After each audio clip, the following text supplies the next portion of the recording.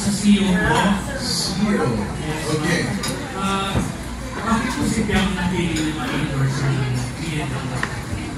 The question is, bakit napili si Piang? Si Piang, because it's Piang, one of the biggest star today. So, yun po talaga yung una, yung sarili ko kay Piang. Kami na talaga. Aside from, she's my idol sa loob ng PDP, si Piang, kasi nakita ko yung sarili ko sa kanya na sobrang strong. Napaka-genuine, she always cares. Tsaka yung totoo talaga siya. Ngayon lang nakita na yung offer namin ng services and quality, ano talaga, genuine at totoo lang. Sir, gano'n talaga po kayo? Kaya anong reaction mo at anong reaction ng pag-ibig na endorser na ng PNL? Siyempre po, at first, hindi po ako makapaniwala kasi KNL is originated po sa Cebu. And marami po akong kapwa ko housemates na taga-Cebu din talaga. Born and raised sila sa Cebu. So, nung nalaman ko po na ito yung pinanilang endorser ng kanilang market, eh syempre po, natuwa po ako. Super na-overwhelm ako na isa ako sa pinili nila maging endorser. And super happy po ako, of course. And tulad ko lang sabi ko kanila, hindi ko pinag-bibigawin. Kami lang endorsement. Marami pa. Actually, ngayon po hindi ko po Madami po. Ano po? Ilan na tayo? Sa ngayon po, siguro, ang KNL po is isa po sa mga big endorsement ko po.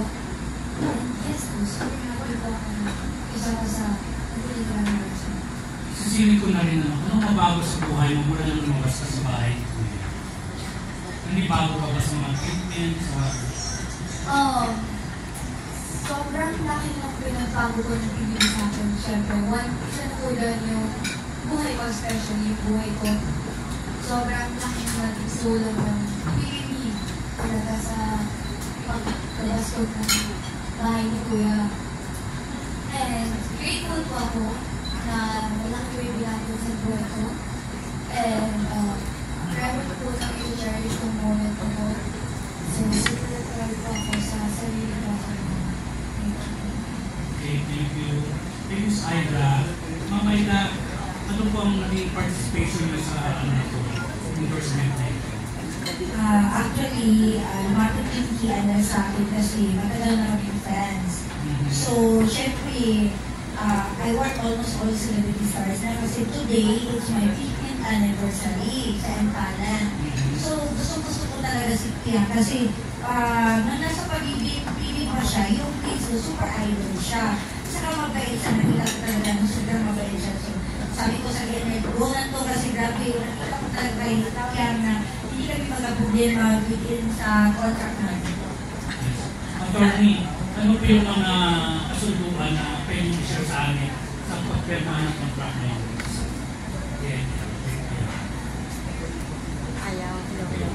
Yeah, well, it's a one-year contract, and it looks like beneficial to both parties. Saka alam po natin po, these are two very great brands. You have KNL Marketing. It's one of the best brands up and coming in Cebu, and maybe further. And of course, the next rising star, si Piang. So it's a one-year contract, and then we'll see if we can review that.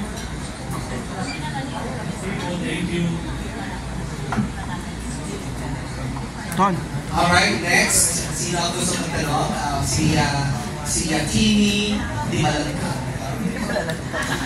Tigil lang. Hi, Piang. Congratulations dahil ikaw ay nominee ng Best, ano yung role dahil? Best New Female TV Personality. Ayan. Star Awards. Ng Star Awards. Ayan. Hindi niya alam, mother. Anyway, ayan sa ano na yun ha. March 23 na yon, di ba? Anyway, Fiang, no? Ma-cellphone kang tao. Ma-cellphone kang mahilig ka sa cellphone. Sakto lang. At di ka ng mic. Sakto lang.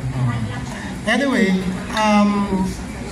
handa ka ba na kasi since this company is based in Cebu and Bohol, willing ka ba mag-travel ng dalawang probinsya na yon? Considering na talagang napaka-hectic ang schedule mo. Oh, about po dyan, willing pa ako mag-travel kahit saan po. Basta po, meron po akong free schedule. And yes po, sa mga pinakala, kabalo po ako mag-design. Adi ay? Oh my God, hindi ka mabaligya, Day. Di ka mabaligya. And, kaya po ako natuto din, makaintindi po, student lang naman po yung super galing. Dahil po sa kapwa ko din, ang kaya ng housemates ko, dahil po sila Cebuano, mga Bisaya po sila. And, willing po ako mag-travel weekend po. Yeah. Willing ka rin ba na i-share kay GM Ibarra itong mga produkto ng TNL? Yes, of course! Why not? Ayan. Thank you, Miss Fiang. And Ma'am Aida, happy 15th year ng Talent Events. So far, itong year na ito, ang pinaka-peak ng iyong career ay as I see it, di ba? Meron ka bang pwedeng pasalamatan sa narating mo ngayon? At Fiang Smith, my God! Ano ba?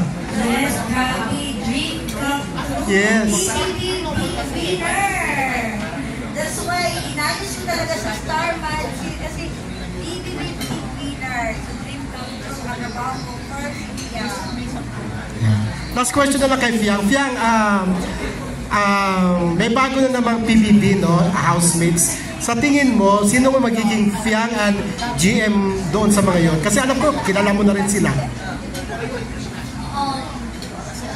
Siguro po, for me po, dahil nagpasa ko yung bagong bahay ni Kuya. Si Fiang po ng sister. Sino? Sister. Yung taga-Davao. Nakita ko po yung galing ko po sa kanila.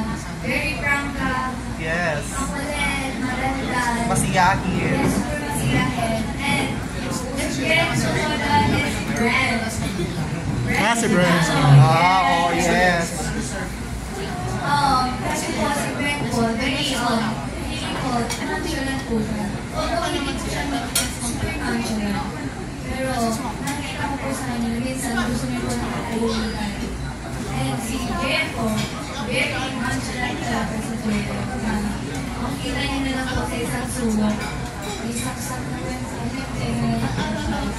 And okay sa naman po siya. Very Jen talaga. So I'd say it's here and there. Thank you, Fiang. Okay, who wants to issue the next question? Mr. Armin?